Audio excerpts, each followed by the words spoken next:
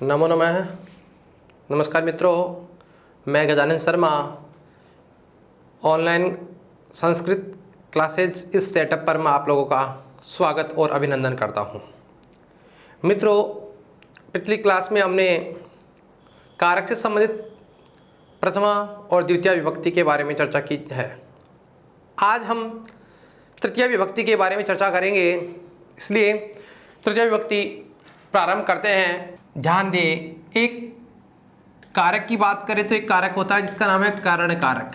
कारक का नाम क्या है? करण कारक। और करण कारक में विभक्ति होती है तृतीय विभक्ति।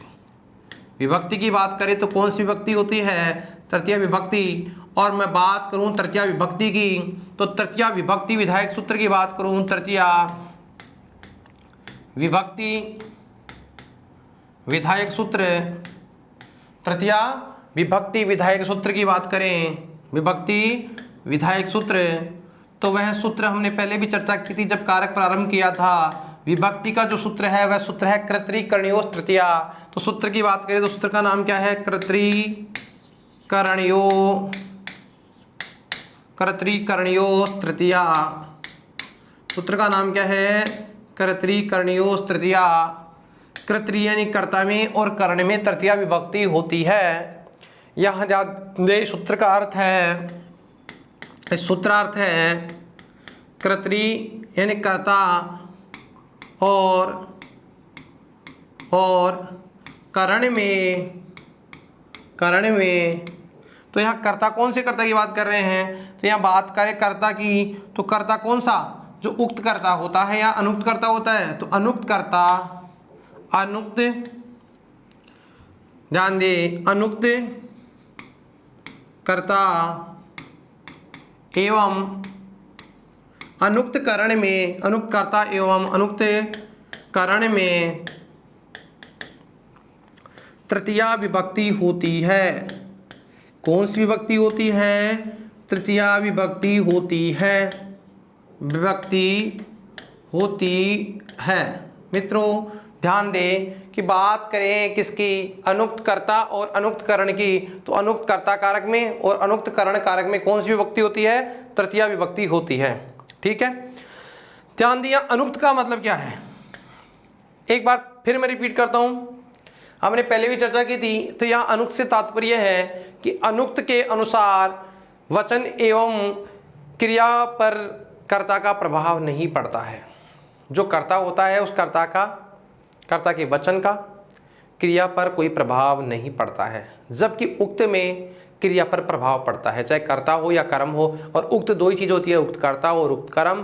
तो उक्त कर्ता का मतलब कर्तृवाच्य का कर्ता और उक्त कर्म का मतलब कर्मवाच्य का कर्म होता है। यहाँ ये कहा गया है अनुक्त, क्या कहा गया है? अनुक्त कर्ता एवं अनुक्त करण में तृतीया विभक्ति होती है। तो अनुक्त का मतलब ये हुआ कि यहाँ जो कर्ता होता है, कर्ता के पुरुष व वचन का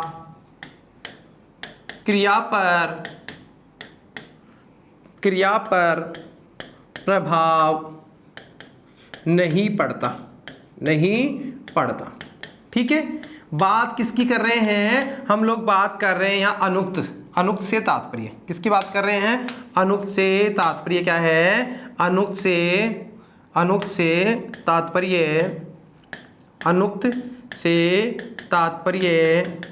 क्या तात्पर्य है? कि कर्ता के पुरुष व वचन का क्रिया पर कोई प्रभाव नहीं पड़ता है। जबकि यदि उक्त होता, ये क्या होता? अनुक्त नहीं होकर के क्या होता? उक्त होता। सॉरी, ये क्या होता? उक्त होता तो प्रभाव पड़ता।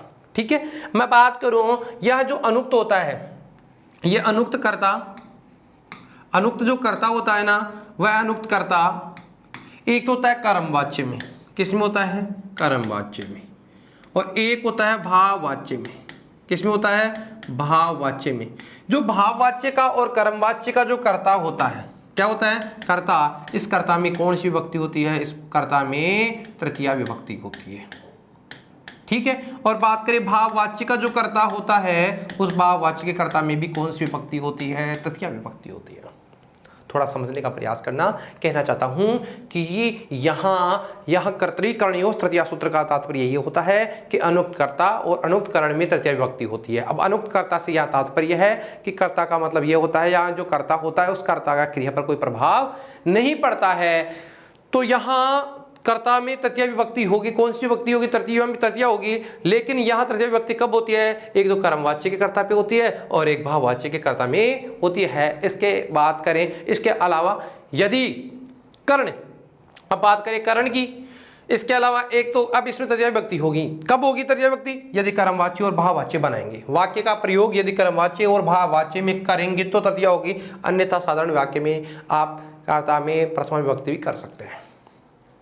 ठीक है, बात करें कर्ण की, तो कर्ण में तो हमेशा तृतीया विभक्ति होगी। देखो क्या लिखा गया है, क्या लिखा है? कर्ण में। कर्ण का मतलब कर्ण में कौन सी विभक्ति होगी? तृतीया विभक्ति होगी। अब ये कर्ण में तृतीया विभक्ति करने के लिए एक सूत्र है कर्ण संज्ञा विधायक सूत्र। बात करें किसकी? कर्ण संज्ञा विधायक सूत्र की। तो कर्ण संज्ञा जैसे कर्ण में तृतीया विभक्ति होगी, कब होगी? जैसे कर्ण संज्ञा होगी। तो बात करें किसकी? कर्ण संज्ञा की। तो बात यह है कि कर्ण संज्ञा विधायक सूत्र, सूत्र का नाम क्या है? कर्ण संज्ञा विधायक सूत्र का नाम है साधक तमम करणम। सूत्र क्या है? सूत्र का नाम है साधक तमम करणम। साधक तमम करणम। सूत्र क्या लिखा गया है? कि साधक तमम करणम। ये लिखा गया है कि क्रिया सिद्धो प्रकृष्टोपकारकम कारकम करने संज्ञा विषाद। क्रिया की सिद्धि में जो सहायक होता है, जो अत्यंत सहायक साधन है, यानी जिसके बिना कार्य की निष्पत्ति संभव नहीं है, कार्य पूरा नहीं हो सकता, उसे कहते हैं करण। यानी करण, और जो करण होगा उस करण में कौन सी विभक्ति होगी? तृतीया विभक्ति। सूत्र ये कहता है कर्ता और कर्ण में तृतीया करूंगा तो कर्ण में तृतीया होगी। ठीक है, तो इसका सूत्र का अर्थ होता है, सूत्रार्थ की बात करें, क्रिया की सिद्धि में जो क्रिया है उसको सिद्ध करने के लिए, क्रिया की सिद्धि में जो अत्यंत सहायक साधन है, जो अत्यंत सहायक साधन है, कौन सी बात कर रहा हूं मैं? क्रिया की सिद्धि में जो अत्यंत सहायक साधन है या जिसके बिना कार्य की निष्पत्ति संभव नहीं है, कार्य पूरा नहीं हो सकता है। यानी क्रिया की स्थिति में जो अत्यंत सहायक साधन है, उस सहायक साधन है, उस साधन की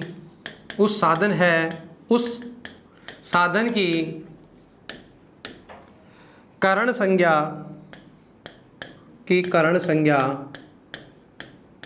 होकर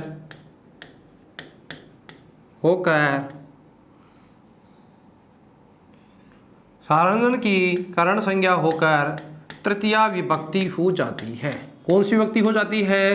तृतीया विभक्ति हो जाती है।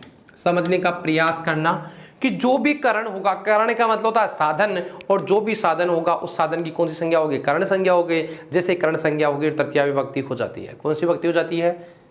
कहने का मतलब यह हुआ कि जो भी साधन होगा जिसके बिना किसी कार्य को हम कल्पना नहीं कर सकते या कार्य पूरा नहीं हो सकता, यदि किसी कार्य को पूरा करना है तो हमें उसके लिए किसी साधन की आवश्यकता होती है जो हमारे लिए सहायक होता है, इसे हेल्प कह सकते हैं, जिसकी हेल्प ली जाती है या जिसके द्वारा कार्य किया जाता है, वह क्या कहलाता है? करण कहलाता है। और उस करण की कौन सी विभक्ति होती है? उस करण में तृतीया विभक्ति होती है। यदि इसी वाक्य को हम बात करें कि वाक्य को यदि कर्तृवाच्य, भाववाच्य और कर्मवाच्य के आधार पर बात करें, तो यदि भाववाच्य और कर्मवाच्य में वाक्य बनाते हैं तो फिर कर्ता में भी कौन सी विभक्ति होगी? तृतीया विभक्ति होगी। जैसे समझने का प्रयास करना, जैसे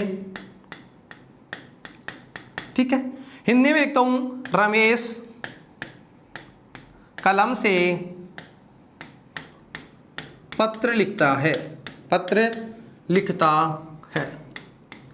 रमेश कलम से पत्र लिखता है। इस वाक्य में देखिए, इस वाक्य में आपको 4 आवश्यक शब्द दिखेंगे। यहां जो रमेश है, एक कलम है, एक पत्र है और एक लिखता है। ठीक है, बात करें रमेश की, तो रमेश क्या है? करता है। रमेश क्या है? करता है। कलम क्या है? कलम बताओ क्या है? पहले कलम की बात नहीं करेंगे, पहले पत्र की बात करें। पत्र रूपी क्या करता है? वह लिखने का कर्म करता है। और लिखना है क्या है? क्रिया है। लिखना क्या है? क्रिया है। या कलम क्या है? कलम क्या है? साधन है। साधन का मतलब करण है। साधन का मतलब क्या होता है भाई? कारण है। ठीक है, मैं ये कहूँ आप लोगों से कि इस वाक्य में रमेश कलम से पत्र लिखता है, इस वाक्य में आपको 4 महत्वपूर्ण शब्द दिखाई दे रहे हैं। इन शब्दों की बात करें तो इस शब्दों में एक तो है कर्ता, एक कर्म, एक क्रिया और एक साधन यानी सहायक, जो हमारा सहायक है। और साधन की बात करें तो साधन कौन है? कलम। ठीक है, यहाँ ध्यान दे कि जो रमेश है, अब इसकी संस्कृत बनाएंगे तो रमेश की संस्कृत क्या बनती है? रमेशा। क्या बनेगी? रमेशा। किससे लिखता है? कलम से लिखता है। और साधन में कौन सी विभक्ति होती है? तृतीया। तो बताओ साधन की तृतीया विभक्ति होगी। क्यों? साधक तमम करणम सूत्र ये कहता है कि मैं करण की करण संज्ञा, साधन या सहायक जो होता है उसकी करण संज्ञा करता हूं। और जैसे कर्तृकरणीय तृतीया सूत्र ये कहता है कि जो करण होगा उस करण की मैं कौन सी विभक्ति करूंगा? तृतीया विभक्ति करूंगा। ठीक है, बात करें यहाँ करण की तृतीया विभक्ति हो जाएगी तो कलम का क्या बन जाएगा? कलमेन। क्या बन जाएगा? कलमेन। कलम रूपी क्या? कलम से क्या करता है? वह कर्म करता है। क्या कर्म करता है? पत्र रूपी कर्म करता है। और कर्म में कौन सी विभक्ति होती है? द्वितीया। तो बताओ शब्द क्या बन जाएगा? पत्रम। इसमें क्या विभक्ति लग जाएगी? पत्रम। क्या करता है? लिखता है। तो संस्कृत क्या बनेगी? लिखती। ध्यान दे, अब इसी वाक्य को संस्कृत में समझने का प्रयास करें। रमेश क्या है? करता है। रमेश क्या है? करता है। कलम क्या है? कलम क्या है? सहायक या साधन या करण है। ठीक है, साधन इसे कह सकते हैं करण। और जैसे करण होगा तो करण में कौन सी विभक्ति हो गई? करण संज्ञा हुई। इसकी कौन सी विभक्ति हो गई? तृतीया विभक्ति। पहले इसकी क्या होती है? करण संज्ञा। क्या होती है? करण संज्ञा। और जैसे करण संज्ञा होकर विभक्ति कौन सी लगी? तृतीया। इसकी बात करें तो इसमें हो गई द्वितीया। और इसकी बात करें तो एक क्रिया है। ठीक है, समझ गए होंगे आप लोग। ऐसा कोई भी अन्य वाक्य हो, जैसे मोहन बस यान से या बस से घर जाता है या घर आता है। मुझे ये बताइए, मोहन बस से आता है या जाता है या बस यान से घर आता है? तो संस्कृत बनाने का प्रयास करें आप लोग। तो बताइए, मैं वाक्य लिखता हूं हिंदी में, आप लोग संस्कृत बनाएंगे। वाक्य है मोहन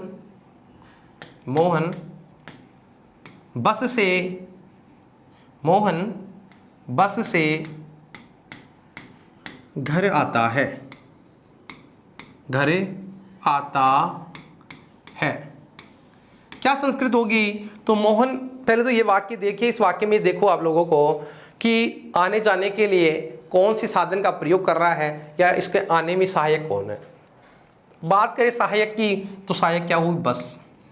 तो बस को सहायक मानेंगे तो सहायक होगी तो करण संज्ञा होगी। करण संज्ञा होगी तो विभक्ति कौन सी होगी? तृतीया। ठीक है, और सब सामान्य बातें हैं। बताओ मोहन की संस्कृत क्या बनेगी? मोहन है। क्या बनेगी? मोहन है। बताओ बस, तो संस्कृत क्या बनेगी? बस यानेन। बस यान से कहाँ आता है? घर। तो क्या बन जाएगा? क्या बनेगा? घर आता है ना। संस्कृत क्या बनेगी? गृहम। गृह की ओर आता है तो बताओ क्या बन जाएगी? गृहम आगच्छति। गृहम आगच्छति। वाक्य में देखिए, यहाँ जो साधन है इसे कह सकते हैं सहायक। क्या कहेंगे? सहायक। और जो सहायक है उसकी संज्ञा कौन सी होगी? करण संज्ञा। और जैसे इसकी करण संज्ञा होगी इसमें विभक्ति कौन सी लगेगी? तृतीया विभक्ति। मित्रों, आप लोग समझ गए होंगे कि जो सहायक होता है, जो साधन होता है, उसमें कौन सी विभक्ति होती है? तृतीया विभक्ति होती है। बात करूं मैं एक अन्य उदाहरण की, जैसे संस्कृत में लिखता हूं, आप लोग समझने का प्रयास करेंगे अब तो अपने आप। लता वर्णेन चित्रम। लता वर्णेन चित्रम चित्रयति। चित्र का निर्माण करती है वर्ण से। जो कलम होती है ना, जो चित्र को बनाने की जो आप प्रयोग करते हैं, जिसे आप बोलते हैं, जिससे पहले तो अलग अलग कलर्स होते हैं, पेंट, जिसको आप प्रयोग करेंगे। तो वर्णेन यानी वर्णों अलग अलग रंगों से चित्रम चित्रयति। क्या करेगी? चित्रयति। या ध्यान दें, देखो सबसे पहले इस वाक्य में देखिए, आप संस्कृत में समझने का प्रयास करें। लता करता है, साधन क्या है? वर्ण, चित्रम उसका कर्म है और चित्रयति क्रिया है, निर्माण करती है, वर्ण के द्वारा चित्रों का निर्माण करती है। मैं ये कहूँ, इस वाक्य में सबसे पहले हमें देखना क्या है? इस वाक्य में ये देखना है कि इस वाक्य में करण कौन है, सहायक कौन है या साधन कौन है। तो साधन की बात करें तो साधन क्या है? वर्णेन। तो यहाँ बताओ कौन सी संज्ञा हुई? साधन है, ये करण है, और करण की कौन सी विभक्ति होगी? तृतीया। इस वाक्य में देखेंगे तो लता क्या है, कर्ता है, ठीक है, ये क्या है, कर्म है, और कर्म में कौन सी हो गई, द्वितीय, ठीक है। अब यहाँ जो कर्ता है, इस कर्ता में कौन सी हो रही है, प्रथमा, और चित्रियति यहाँ क्या है, क्रिया है, चित्रियति क्या है, क्रिया है।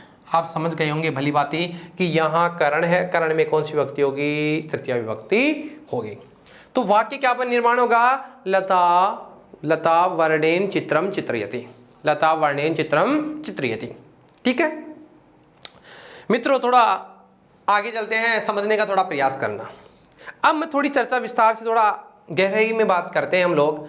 अब हम बात करते हैं उन शब्दों के बारे में, जैसे पहले सूत्र में लिखा गया कर्तरी करणियों तृतीया, तो कर्तरी यानी कर्ता में, और उन वाक्यों की भी हम बात करते हैं। उन वाक्यों की बात करें, जैसे आप लोग समझने का प्रयास करना। एक वाक्य बोलता हूं मैं, राम बाण से बाली को मारता है। हिंदी वाक्य है, आप संस्कृत बनाने का प्रयास करिए वाक्य का प्रयोग करते हुए। राम बाण से बाली को मारता है, ठीक है। इस वाक्य में आप देखेंगे तो आपको यह ज्ञात होगा कि यहां कौन सा तो कर्म कर रहा है और कौन सी क्रिया है, कौन सा करता है, कौन सा सहायक है। राम को बाली को मारने में जो सहायक है, वो सहायक साधन की बात करें तो बाण क्या है, उसके लिए साधन है, सहायक है।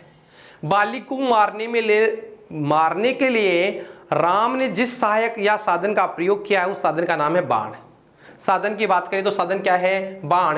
राम बाण से किसको मारता है, बाली को मारता है। किसको मारता है, बाली को मारता है। बताओ साधन की बात करें तो साधन में कौन सी विभक्ति होगी, तृतीय होगी, तो शब्द क्या बनेगा, बाणेन, ठीक है। अब यहां ध्यान देना है कि यहां कर्म नहीं, अब हम इसको वाच्य में प्रयोग कर रहे हैं। इस वाक्य को हम किस में प्रयोग कर रहे हैं, वाच्य में, यानी इसको वाच्य में परिवर्तित करते हुए वाच्य में प्रयोग कर रहे हैं। अब यहां ध्यान दे कि प्रारंभ में चर्चा करी थी उक्त कर्ता में और उक्त कर्म में कौन सी विभक्ति होती है, प्रथमा होती है, ठीक है। और कर्मवाच्य का जो कर्ता होता है, कर्मवाच्य का जो कर्म होता है, उस कर्म में कौन सी विभक्ति होगी, प्रथमा होगी। अगर इसका वाच्य निर्माण कर रहे हैं कर्मवाच्य में, या जब हम कर्मवाच्य में विस्तार से आगे जाकर के पढ़ेंगे, लेकिन अभी थोड़ी देर समझने का प्रयास करना। सूत्र के अनुसार हम बात कर रहे हैं, यहाँ बाली क्या है, कर्ता है या कर्म है, ये कर्म है। बाली क्या है, कर्म। क्या कर्म करते हैं राम, बाली को मारने का कर्म करते हैं, है ना। तो बाली क्या है, बाली क्या है, कर्म है। बाली क्या है, कर्म, इसलिए कर्म में कौन सी विभक्ति होगी, प्रथमा होगी। कौन सी होगी, प्रथमा। कर्म में कौन सी विभक्ति होगी, प्रथमा। तो शब्द क्या बनेगा बताओ, शब्द बनेगा बाली ही। क्या बनेगा, बाली।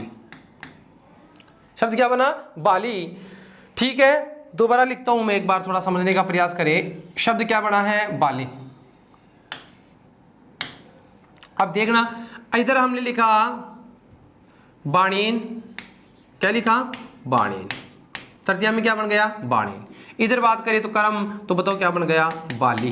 क्या बन गया, बाली। क्यों, क्योंकि कर्मवाच्य के उक्त कर्म होता है, उक्त कर्म मतलब कर्मवाच्य का जो कर्म होता है उसमें कौन सी विभक्ति होगी, प्रथमा, ठीक है।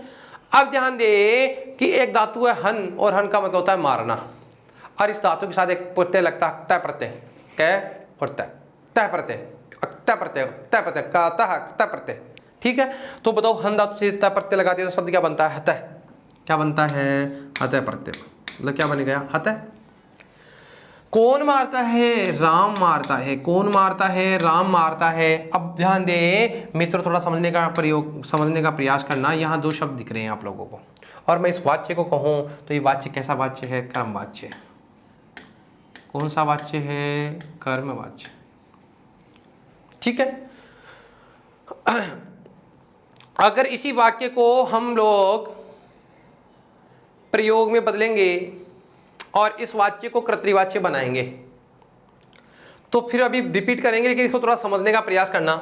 देखो ये तो क्या था, हमारा कर्ता था, ये क्या है, कारण था, जो साधन है, कारण, और ये क्या है, कर्म, और ये क्या है, क्रिया, ठीक है। इस वाच्य की बात करें तो ये जो कर्ता है, तो यहाँ कर्ता में कौन सी विभक्ति लगाएंगे, वैसे अब हम प्रयोग कर रहे हैं ना, तो विभक्ति कौन सी लगाएंगे, तृतीया। तो बताओ, अब यहाँ समझने का प्रयास करना, राम में नहीं होगा, क्योंकि अब वाच्य में परिवर्तन कर दिया, तो कर्तरी कर्णयों तृतीया सूत्र ये कहता है कर्ता में भी, अनुक्त कर्ता में भी तृतीया विभक्ति होगी। तो यह कर्ता कैसा हो गया, उक्त नहीं है, यह कर्ता कैसा है, अनुक्त है। कैसा है, अनुक्त है। तो राम शब्द में क्या बन जाएगा, अब राम का तृतीया में रामेण, क्या बनेगा, क्या बनेगा, रामेण, क्या बनेगा, रामेण। ठीक है, तो शब्द क्या बनाना है, रामेण। बताओ क्यों, क्योंकि राम में इसलिए लिखा था कि आप लोगों को इस चीज का बोध होना चाहिए कि यदि यह वाक्य अनुक्त नहीं होकर वाच्य में निर्माण नहीं करते तो क्या बनाते, रामः बनाते। लेकिन अब हम इसको वाच्य में परिवर्तित कर दिए। कौन से वाच्य में प्रयोग कर रहे हैं, इसका कर्म वाच्य में, तो कर्म वाच्य में प्रयोग होगा तो वाक्य क्या बनेगा, रामेण बाणेन बालिहि हतः। बताओ क्यों, क्योंकि कर्ता में कौन सी विभक्ति होगी, तृतीया, और कर्तरी कर्णयों सूत्र यह कहता है कि कर्तरी कर्णयों तृतीया, कर्ता और कर्ण में कौन सी विभक्ति लगाएंगे, तृतीया लगाएंगे। यहां देखिए कर्ण में भी कौन सी होगी, तृतीया। सूत्र कौन सा काम करता है, कर्तरी कर्णयों तृतीया। बात करें कर्म की तो बताओ कर्म में कौन सी विभक्ति होगी, प्रथमा। प्रथमा क्यों कही हुई कि उक्त कर्म में कौन सी होती है, प्रथमा होती है। उक्त कर्म में कौन सी होती है, प्रथमा, इसलिए यहाँ कौन सी हो गई, प्रथमा हो गई। ठीक है, उक्त कर्तरी कर्मणि च प्रथमास्यात्। और बात करें क्रिया की, और क्रिया के अंदर एक प्रत्यय हन धातु और एक प्रत्यय जिसका नाम है तय प्रत्यय, और दोनों को मिलाते हैं तो शब्द क्या बनता है, हतः। ठीक है, क्या बनता है, हतः। इसलिए हतः धातु जो है ना वो भी किसके अनुसार चल रही है, इसके अनुसार चल रही है, इसलिए क्या बनेगा, इसमें भी प्रथमा ही होगी। बात करें तय प्रत्यय, एक तो प्रत्युतक, तय प्रत्यय एक होता है क्तवतु प्रत्यय, दो प्रत्यय होता है क्तवतु और एक तय प्रत्यय। जो तय प्रत्यय है उसका प्रयोग हमेशा कर्मवाच्य और भाववाच्य में होता है, जबकि क्तवतु प्रत्यय जो प्रत्यय होता है उसका वाच्य हमें प्रयोग हमेशा कर्तृवाच्य में होता है। अगर इसी वाच्य को आप लोग कर्तृवाच्य में परिवर्तित करेंगे, आप लोग ये तो समझ गए हैं कि रामेण बाणेन बाली हतः है। यदि इसी वाक्य को आप कर्तृवाच्य बनाएंगे तो कर्तृवाच्य बनाएंगे तो जो राम शब्द है अब यहाँ जो कर्ता है वो उक्त हो जाएगा। कर्ता क्या हो जाएगा, उक्त हो जाएगा। तो राम का क्या बन जाएगा, रामेण का बन जाएगा राम है। क्या बन जाएगा, राम है। अब कर्ण में तो तृतीया होगी होगी, सूत्र यही कहता है कि कर्ण में तो कौन सी होती है, तृतीया। तो क्या बनेगा, राम है बाणेन। अब बाणेन, बाण से किसको मारता है, कर्म करता है। यहाँ वाक्य अब उक्त हो गया ना, तो उक्त करता होने के और कर्म अनुक्त हो गया, तो अनुक्त कर्म में कौन सी हो गई, द्वितीया। तो क्या बन जाएगा, बालीम। क्या बन जाएगा, बालीम। अब बाली को क्या करता है, हन अक्ता प्रत्यय लगाएंगे तो हमेशा कर्तृवाच्य नहीं होगा, फिर भाववाच्य और कर्मवाच्य होगा, इसलिए अक्तवतो प्रत्यय लगाएंगे तो क्या बन जाएगा, हतवान। क्या बनेगा, हतवान। तो समझने का प्रयास करें, ये वाक्य भी क्या है, हमें तो समझना है कर्ण, और कर्ण में कौन सी विभक्ति हो रही है, कर्ण में तृतीया हो रही है, जबकि इसमें अब कौन सी होगी, प्रथमा, इसमें कौन सी होगी, द्वितीया, और अब कर्ता के अनुसार क्या चल रही है, क्रिया चल रही है। यह कौन सा वाक्य है, यह वाक्य जो है, यहाँ बात करें हन प्लस तत्वतु, और यहाँ बात करें तो ये वाच्य है कर्तृवाच्य। कौन सा वाच्य है, कर्तृवाच्य। ठीक है, समझ गए। तो यहाँ ध्यान देने वाली बात यही है, ये समझना है कि जो वाक्य दे रखा है उस वाक्य में रामेण बाणेन बाली आता है। ठीक है, यहाँ कर्ता में और कर्ण दोनों में क्या हो रही है, तृतीया विभक्ति हो रही है। क्यों, क्योंकि यह कर्मवाच्य है। और यदि बात करें कर्तृवाच्य की तो यहाँ बाण जो साधन है उसमें ही कौन सी विभक्ति हो रही है, तृतीया विभक्ति हो रही है। अन्य उदाहरण की बात करते हैं, जैसे राम बाण से बाली को मारता है और राम ने बाण को बाली से मारा। अब ये चर्चा तो हमने की, ठीक है। से वह कलम से लिखता है, साधारण वाक्य तो हो सकता है, बाण से मारता है। ठीक है, जैसे कोई भी अन्य उदाहरण है, उन अन्य उदाहरणों की बात करें, जो भी हमारे लिए जो साधन होगा उन साधनों की बात करें तो साधनों में कौन सी विभक्ति होगी, सहायक जो भी होगा उन सहायकों की जो भी होगी उसमें विभक्ति कौन सी लगाएंगे, तृतीया विभक्ति लगाएंगे। जैसे सामान्य वाक्य लिखता हूँ, छोटा वाक्य, राम राम बस से जाता है। ठीक है, अब इसमें कोई कर्म दिखाई नहीं दे रहा, इसमें दो ही चीज दिख रही है, कर्ता, कर्ण और क्रिया। तो हमें तो कर्ण को देखना है, किसको देखना है, कर्ण को, और कर्ण में कौन सी विभक्ति लगाएंगे, तृतीया विभक्ति लगाएंगे। तो बताओ वाक्य क्या बनेगा, राम है बस यानेन, बस यानेन क्या करता है? गच्छति। गच्छति यानी जाता है। बताओ इसमें कौन सी विभक्ति हो गई? तृतीया विभक्ति हो गई। ठीक है, समझ गए होंगे आप मेरी बात को। ठीक है, भली बात ये आप समझ ही गए होंगे। तो यहाँ ध्यान देना कि जो साधन होता है, जो सहायक होता है, उस सहायक साधन में कौन सी विभक्ति होती है? उसमें तृतीया विभक्ति होती है। वापस रिपीट करता हूँ, तृतीया विभक्ति की बात करें तो तृतीया विभक्ति विधायक सूत्र है कर्तरी कणियों तृतीया, अनुक्त कर्ता और अनुक्त करण में तृतीया विभक्ति होती है, सूत्र ये कहता है। और साधुत्तमम करणम सूत्र ये कहता है, कर्ण संज्ञा विधायक जो सूत्र है वो ये कहता है कि कर्ण की कौन सी संज्ञा होगी? कर्ण है, सॉरी, सहायक जो साधन होगा उसकी कर्ण संज्ञा होगी। जैसे कर्ण संज्ञा होगी तो वो उसकी तृतीय विभक्ति हो जाती है। और यदि बात करें कर्तरी ही, यहाँ कर्तरी से तात्पर्य कर्मवाच्य और भाववाच्य का कर्ता होता है, उसमें भी कौन सी विभक्ति होगी? उस कर्ता में भी तृतीय विभक्ति होगी, अन्यथा कर्ण में तृतीय विभक्ति होती ही है। ठीक है, आगे सूत्र की ओर बढ़ते हैं। और एक सूत्र है हमारे लिए बहुत महत्वपूर्ण, और उस सूत्र की बात करें तो सूत्र नंबर 2। पहला सूत्र आपने पढ़ ही लिया। ठीक है, साधकतमम करणम। अब एक सूत्र है, उस सूत्र की बात करें तो सूत्र है सह युक्ते अप्रदाने। सह युक्ते अप्रदाने सूत्र की बात कर रहे हैं। सूत्र का नाम क्या है? सह युक्ते अप्रधाने। यहां ध्यान दे, सह युक्ते अप्रधाने, सह के समानार्थक जो भी अव्यय होते हैं उनमें जो अप्रधान कारक होता है, अप्रधान जो कारक होता है, उसमें तृतीय विभक्ति होती है। कौन सी विभक्ति होती है? तृतीय विभक्ति। अब मैं बात करूं स, इसकी सूत्र की बात करें, सह, स यानी सह, युक्त यानी युक्त होने पर जो अप्रधान कारक होता है, जो कौन सा होता है? अप्रधान कारक में, यानी स अव्यय, स अपने आप में क्या है? अव्यय, और यह सह क्या है? अव्यय के साथ अप्रधान कारक की, यानी अप्रधान जो कारक है, अप्रधान कारक में, अप्रधान कारक में तृतीया विभक्ति होती है। कौन सी विभक्ति होती है? तृतीया विभक्ति होती है। बात करें स की, ये जो स है ना, इसके समानार्थक कुछ अव्यय भी हैं। समानार्थक अव्यय, समानार्थक, स के समानार्थक अव्यय। और उन अव्ययों की बात करें तो एक तो स्वयं कोण हो गया स, ठीक है, या समम, या साकम, या सार्धम, या सार्धम। ठीक है, बात कर रहे हैं स, समम, साकम, सार्धम। और स का मतलब होता है सह बराबर के साथ।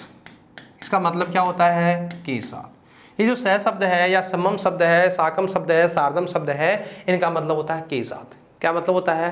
के साथ। दोबारा रिपीट करता हूँ, सह युक्ते प्रधान सूत्र यह कहता है सह के समानार्थक जो अव्यय हैं, उन समानार्थक अव्ययों में जो अप्रदान करता होता है उसकी में तृतीया विभक्ति होती है। कौन सी विभक्ति होती है? तृतीया विभक्ति। किस में होती है? अप्रधान कारक में। अप्रधान में तृतीया विभक्ति होती है। किस में होती है? अप्रधान में। और अप्रधान की बात करें उसमें तृतीया हो गई, लेकिन सह के समानार्थक जो अव्यय है, ये सह अपने आप में क्या है? एक अव्यय है, और अव्यय में कोई परिवर्तन नहीं होता, यह ऐसा का ऐसा रहता है। लेकिन जो अप्रधान करता होता है, अप्रधान कारक होता है, उसमें तृतीया विभक्ति होती है। इसके समानार्थक अव्ययों की बात करें तो सह, समम, साकम, सार्धम।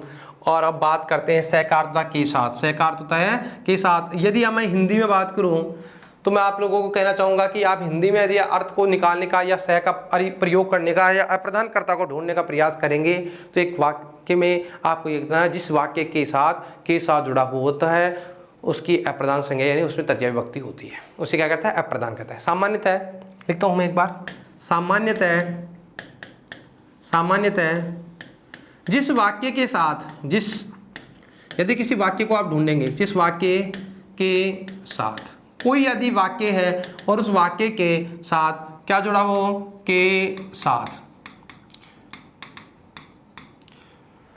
सामान्यतः जिस वाक्य के साथ जुड़ा हुआ होता है, क्या होता है? जुड़ा हुआ होता है, उसमें तृतीया विभक्ति होती है। उसमें तो कौन सी विभक्ति होती है? उसमें तृतीया विभक्ति होती है। ठीक है, समझ गए होंगे आप लोग। सूत्रार्थ की बात करें तो सह युक्त प्रधान सूत्र यह कहता है सह के जो समानार्थक अव्यय हैं उनसे युक्त अप्रधान कर्ता में तृतीया विभक्ति होती है। और स के समानार्थक अवयवों की बात करें तो स, समम, साकम, सार्धम, सत्रह, युगपत अन्य होते हैं, बहुत सारे होते हैं, लेकिन ये अव्यय है, इनमें कोई परिवर्तन नहीं होता है।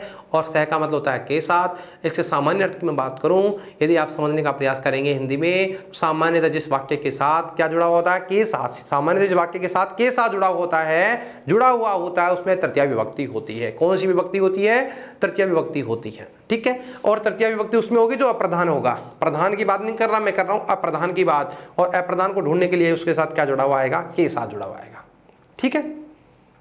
जैसे बात करें, और जो अप्रधान होगा उस अप्रधान में कौन सी विभक्ति होगी? तृतीया विभक्ति होगी। कौन सी होगी? अप्रधान कारक में कौन सी विभक्ति होती है? तृतीया विभक्ति होती है। जैसे पिता, उदाहरण की बात करें, ठीक है, पिता पुत्र के साथ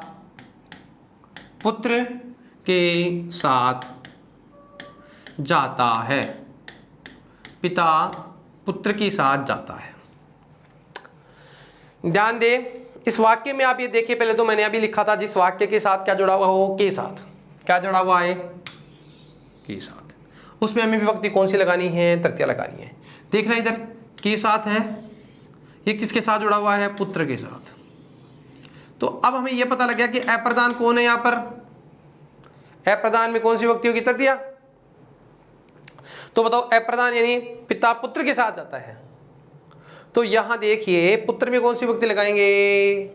पुत्र में तृतीया विभक्ति लगाएंगे। क्यों? सामने किसके साथ के साथ आ रहा है? पुत्र के साथ आ रहा है। तो वाक्य देखिए, तो पिता की संस्कृत क्या बनती है? पिता की संस्कृत बनती है पिता, ठीक है। किसके साथ जाता है? पुत्र के साथ जाता है, तो शब्द क्या बन जाएगा? पुत्रेण। कौन सी विभक्ति हो गई? तृतीया विभक्ति हो गई, क्योंकि अप्रधान में तृतीया विभक्ति है। अप्रधान जो करता है उस अप्रधान कर्ता में कौन सी विभक्ति हो गई? तृतीया विभक्ति हो गई। पुत्रेण। अब देखो, सह के साथ के संस्कृत का प्रयोग करेंगे तो क्या बनेगी? के। सह क्या करता है? जाता है, तो संस्कृत क्या बनती है? गच्छति। गम धातु, गम का मतलब होता है जाना, और एक व्यक्ति जा रहा है तो क्या बन जाएगा? गच्छति। पिता पुत्रेण सह गच्छति। पिता किसके साथ जाता है? पुत्र के साथ जाता है। तो बताओ, सामान्यतः हिंदी में आपने समझा कि सामान्य जिसके साथ के साथ आता है उसमें विभक्ति कौन सी लगाएंगे? तृतीया विभक्ति लगाएंगे। यदि इसी वाक्य को लिखा जाए कि पुत्र पिता के साथ जाता है, ठीक है, तो बताओ क्या वाक्य बनेगा? तो पुत्र है पित्रा से गच्छति। यदि पुत्र छोटा है तो पिताजी के साथ साथ चलता है, और वृद्ध पिता है तो वृद्ध पिता पुत्र के साथ चलता है, ठीक है। तो वाक्य में यह ध्यान देना कि यदि इसी वाक्य को मैं लिखता हूं कि पुत्र पिता के साथ जाता है, ठीक है, या बालक, छोटा बालक होता है तो बालक पिता के साथ, छात्र शिक्षक के साथ, राम सीता के साथ, गुरु शिष्य के साथ, जो भी जिसके साथ जाता है, पति पत्नी के साथ, पत्नी पति के साथ, है ना, जो भी जिसके साथ जाता है उसमें विभक्ति कौन सी लगाएंगे? तृतीय विभक्ति लगाएंगे। अन्य उदाहरण की बात करें, ठीक है, जैसे पुत्र माता के साथ जाता है, या इसी वाक्यों में एक बार रिपीट करता हूं जैसे आप लोगों को समझने के लिए, पुत्र पिता के साथ आता है, जाता है नहीं, अब आता है मान लो, ठीक है।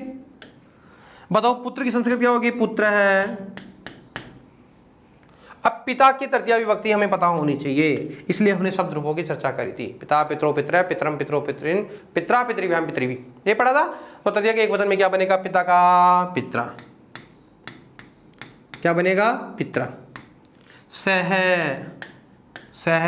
अब सह में कोई परिवर्तन होगा नहीं, क्योंकि सह अपने आप में क्या है? अव्यय है। पिता पुत्र है, पित्रा सह। अब जाता है, अब यहाँ क्या करता है? आता है, तो आगच्छति।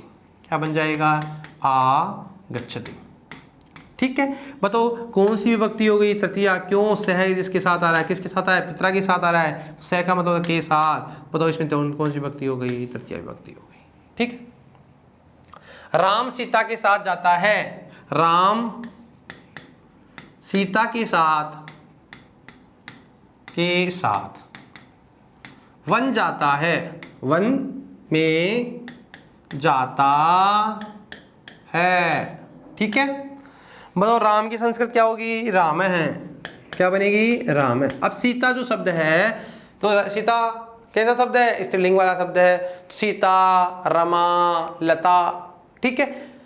आकारांत स्त्रीलिंग वाले शब्द एक जैसे चलते हैं, तो जैसे लता याद है या रमा है, सीता है, तो कैसे चलेंगे? रमा रमे रमा, रमाम रमे रमा, रमया रमाभ्याम रमाभि। तो सीता सीते सीता, सीताम सीते सीता, सीतया सीताभ्याम सीताभि।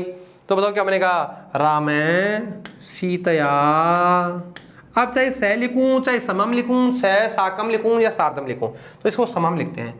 राम सीतया समम। कहाँ जाते हैं? वन में जाते हैं। वनम गच्छति।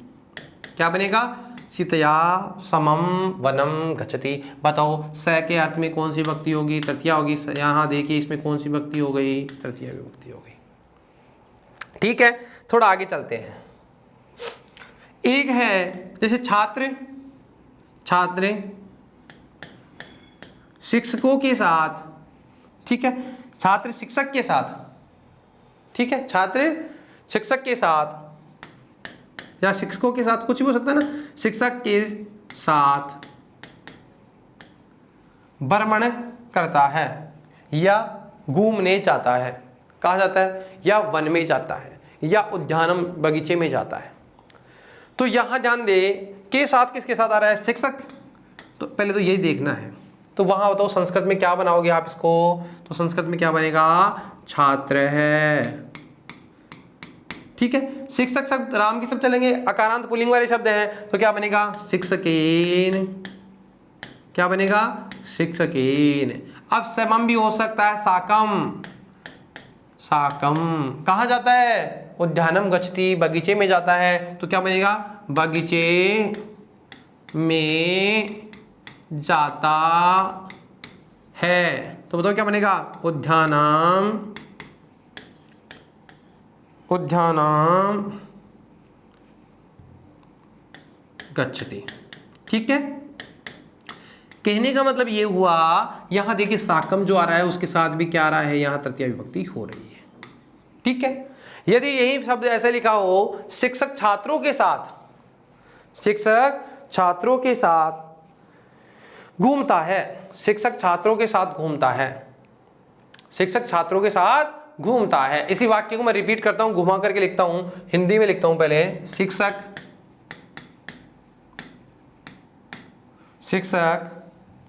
छात्रों के साथ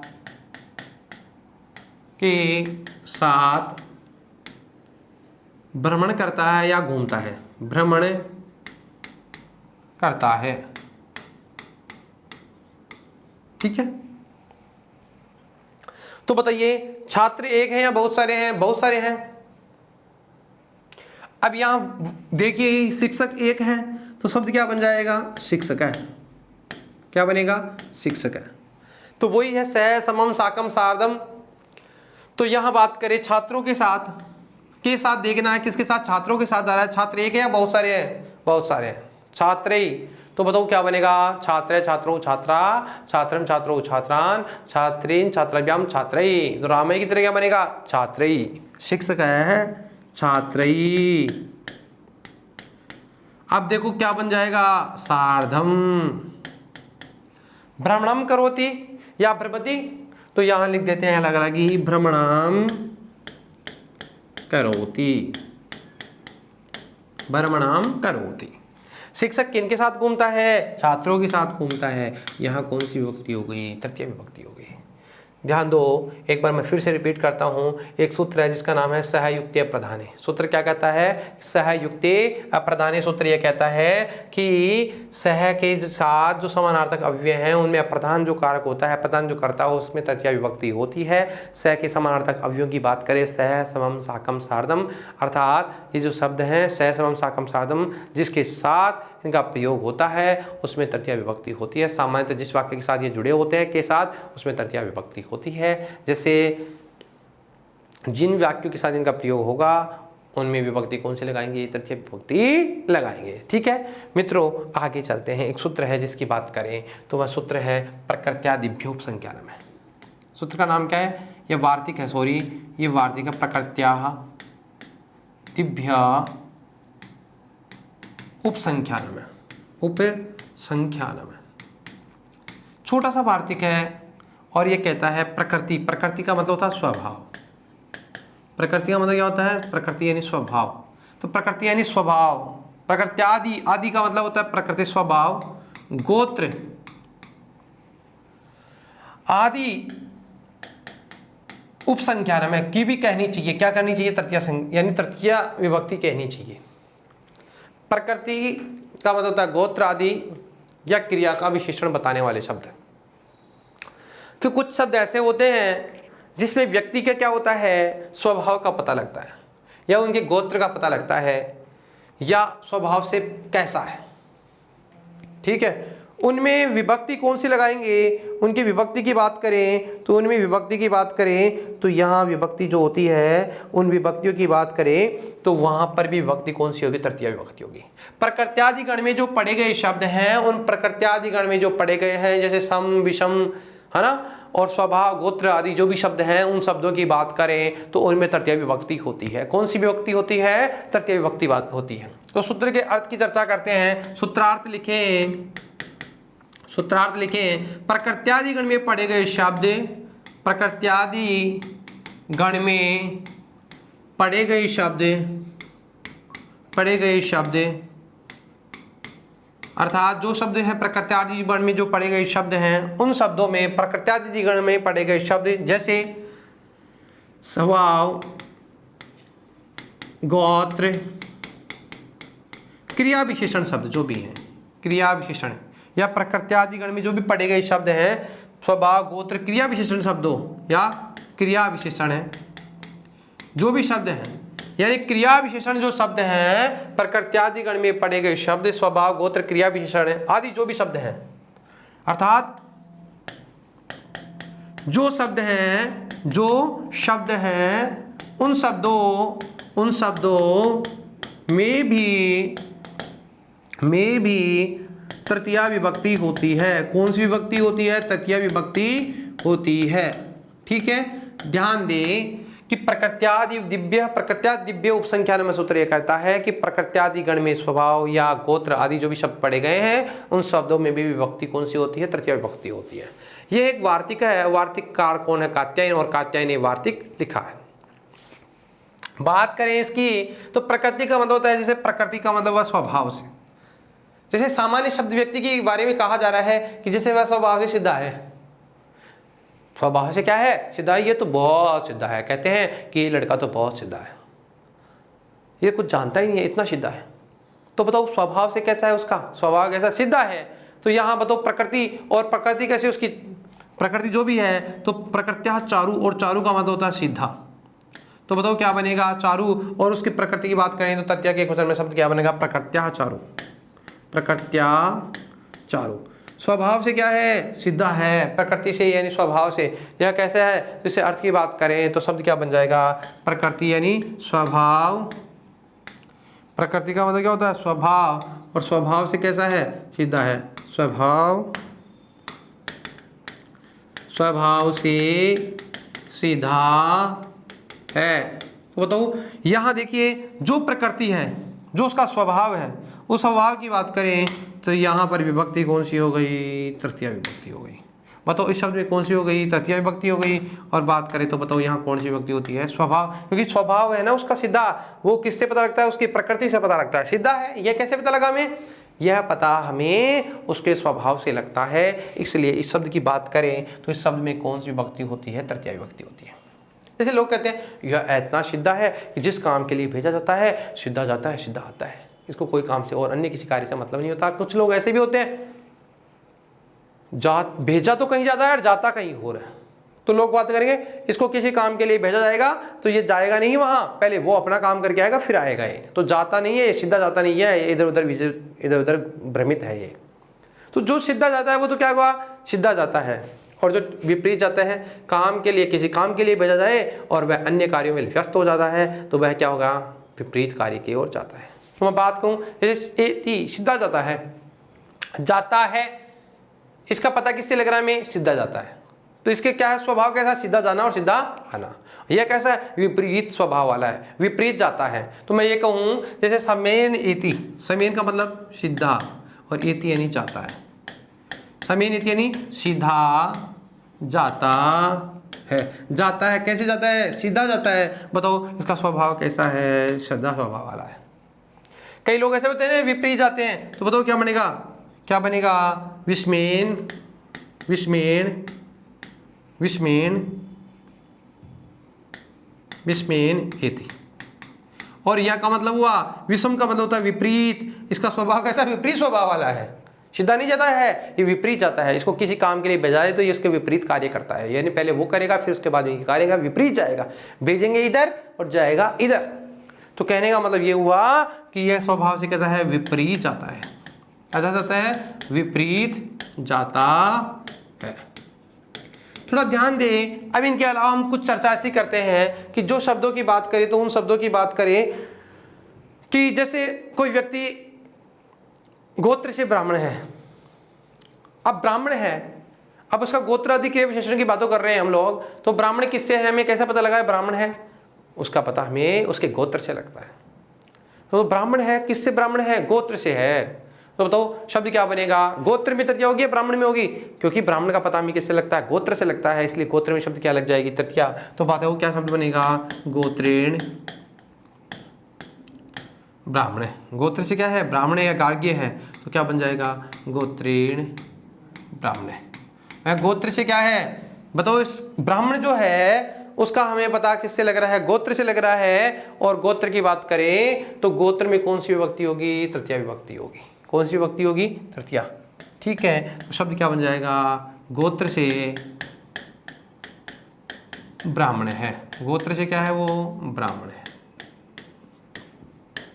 ठीक है, तो कुछ शब्द ऐसे हैं हमारे जिन शब्दों की बात करें तो कि जो हमारे शब्द हैं जो प्रकृति गण में, यानी प्रकृति का मतलब होता स्वभाव या उसकी गोत्र आदि की विशेषता बताते हैं, उन शब्दों में भी विभक्ति कौन सी होती है? तृतीय विभक्ति होती है। और एक वार्तिक है जिसका नाम है प्रकृत्यादि व्योपसंख्यानम है, यानी प्रकृत्यादि गण में जो पढ़े गए शब्द हैं जो स्वभाव गोत्र आदि की विशेषता बताते हैं या स्वभाव गोत्र आदि का बोध करवाते हैं, उनमें भी विभक्ति कौन सी होती है? तृतीय विभक्ति होती है।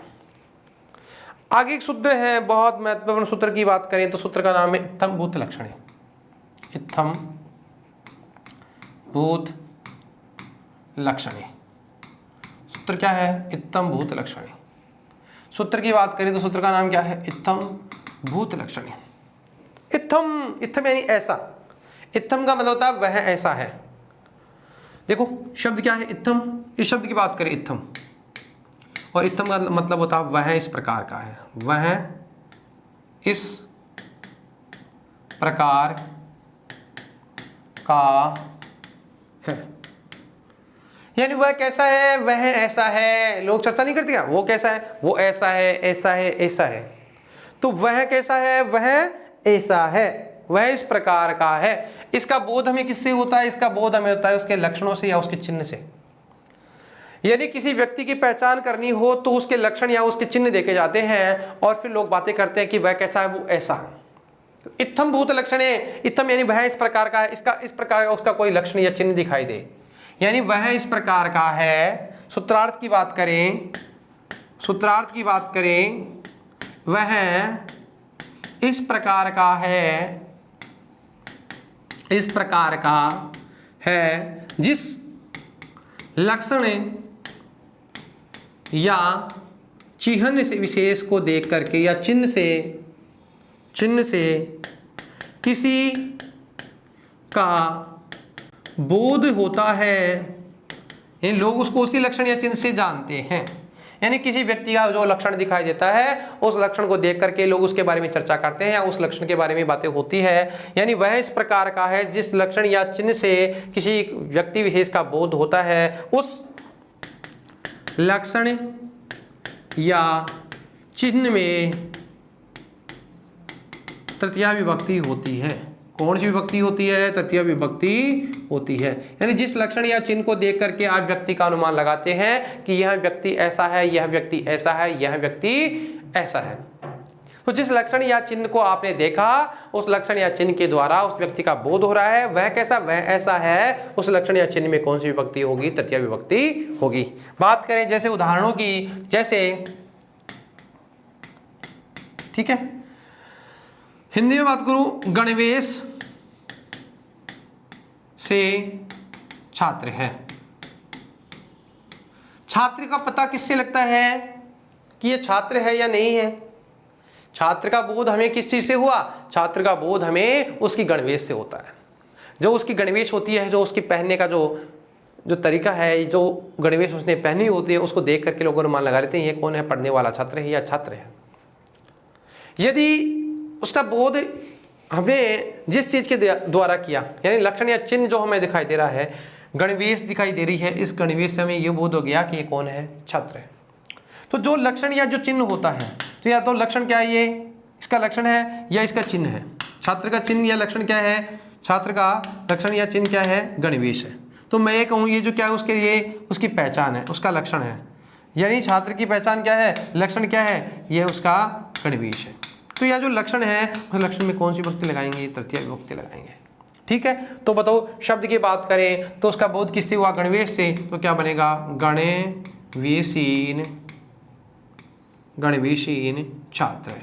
ऐसे लगता है कि गणवेश जो इसने पहनी है, इस गणवेश से यह हमें क्या प्रतीत होता है? छात्र प्रतीत होता है, इसलिए वह इस प्रकार का है। किस प्रकार का है? गणवेश वाला छात्र है, इसलिए इसमें कौन सी विभक्ति होगी? तृतीया विभक्ति होगी। कौन सी विभक्ति होगी? तृतीया विभक्ति होगी। ठीक है, बात करें, जैसे ये समझ ही गए होंगे गणवेश है। यदि बात करें कोई अन्य शब्द की, तो मैं ये कहूँ आप लोगों से कि जैसे किसी व्यक्ति ने, आदमी है आदमी, और आदमी ने जो बाल हैं उन बालों को बढ़ा रखा है, यहाँ तक बढ़ा रखा है। जैसे आप लोग देखते हैं पतंजलि हैं और रामदेव बाबा, पतंजलि का जो प्रचार करते हैं रामदेव बाबा, उनको देखा है आपने। उनकी जो जटाएं हैं, मतलब बाल बड़े बड़े हैं, और आदमी के जो बड़े बाल होते हैं उन्हें बोलते हैं जटा। अरे भाई ये जटा क्यों बढ़ा रखी है?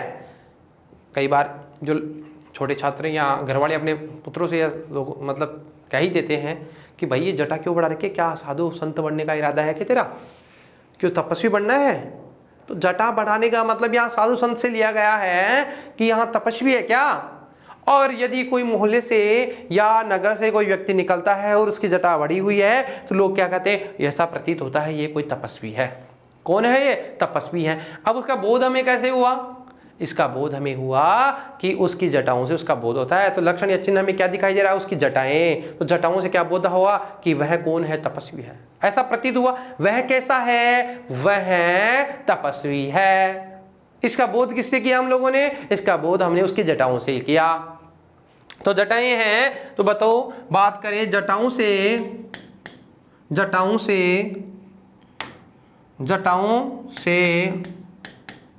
तपस्वी प्रतीत होता है। कौन प्रतीत होता है? तपस्वी या तपस्वी है या तपस्वी प्रतीत होता है। इसका बोध हमें किससे हुआ? जटाओं से हुआ। तो बताओ संस्कृत क्या बनेगी? जटा एक तो होती नहीं है, बहुवचन होगी, तो जटा भी तापस है। जटाओं से यह तपस्वी प्रतीत होता है। कौन प्रतीत होता है? तपस्वी प्रतीत होता है। यहां देखिए शब्द में विभक्ति कौन सी लगाई है? तृतीया विभक्ति। कौन सी विभक्ति हो गई? तृतीया विभक्ति होती है। अब यहां ध्यान दें, जटाओं से तपस्वी प्रतीत होता है। ठीक है, आगे चले थोड़ा सा। यदि किसी व्यक्ति ने, शिखा का मतलब होता है चोटी, और जो चोटी बढ़ा रखी है, आदमी की बात कर रहा हूं मैं यहाँ चोटी आदमी की होती है। तो मैं बात करूं तो जैसे किसी ने चोटी बढ़ा रखी है, और तो कहेगा लोग उसके बारे में ये कल्पना करते हैं कि लगता है यह व्यक्ति कौन है? यह व्यक्ति कोई पंडित है, या कोई ब्राह्मण है, या कोई द्विजा है। क्यों? क्योंकि इसने क्या है? शिखा बढ़ा रखी है। शिखा का मतलब होता है चोटी, और चोटी से तो ऐसे लगता है ये कोई कौन है? पंडित है। चोटी से क्या प्रतीत होता है? पंडित प्रतीत होता है। तो शिखा का मतलब होता है चोटी, और चोटी से क्या लगता है? पंडित। तो बताओ क्या बनेगा? संस्कृत में बात करें तो शिखया चतुर्थी विभक्ति की बात नहीं हो रही, यहाँ तृतीया की बात हो रही है। तो तृतीया में क्या बनेगा? शिखया पंडित है। शिखा का मतलब होता है चोटी, और चोटी से क्या प्रतीत होता है? पंडित प्रतीत होता है। तो यहाँ शिखा शब्द में कौन सी विभक्ति हो गई? तृतीया। ठीक है, शिखा का मतलब होता है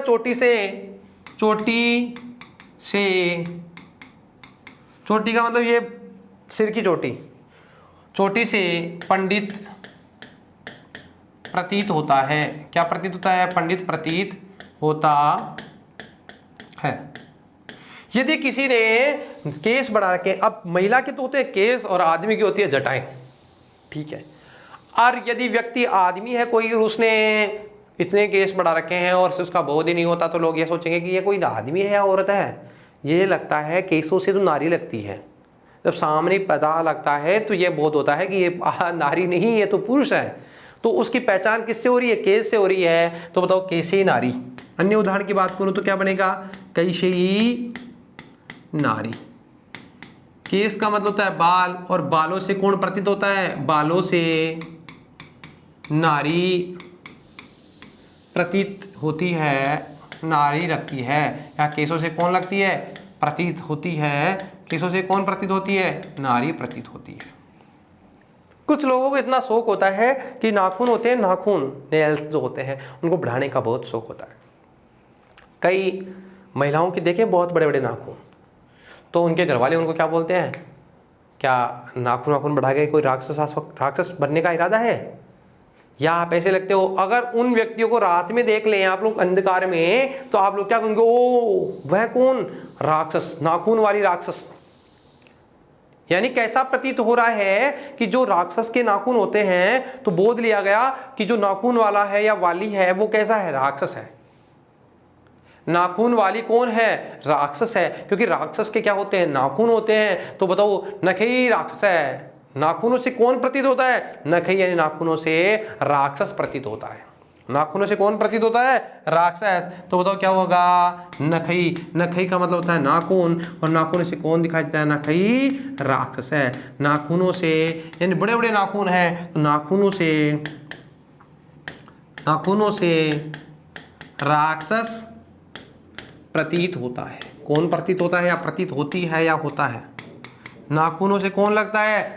राक्षस। बताओ ये सब ये हो रहा है, ये इनके क्या है? लक्षण है। ये इसका क्या है? लक्षण है। और इनमें कौन सी विभक्ति हो रही है? तृतीया विभक्ति हो रही है।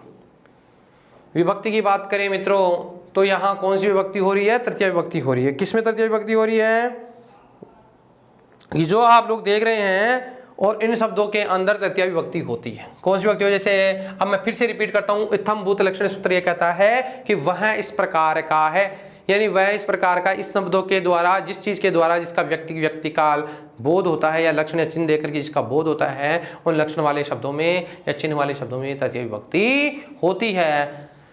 मित्रों ध्यान दे, तृतीय विभक्ति के कुछ सूत्र हमने अभी पढ़े हैं। जिन सूत्रों की बात करूं तो कर्तरी तृतीया, साधकतमं करणम, प्रकृत्यादिभ्योपसंख्या में वार्तिक पढ़ा, और एक पढ़ा इसके अलावा इत्थम भूत लक्षण हमने ये सूत्र पढ़ा है। एक सूत्र पढ़ा था सहयुक्त प्रधाने। इनके हमेशा इन सूत्रों में तृतीया विभक्ति होती है। थोड़ा सा ध्यान दे कि अब कुछ शेष जो हमारे सूत्र हैं उनके बारे में हम नेक्स्ट क्लास में, जो हमारी अगली क्लास होगी, उनमें चर्चा करेंगे।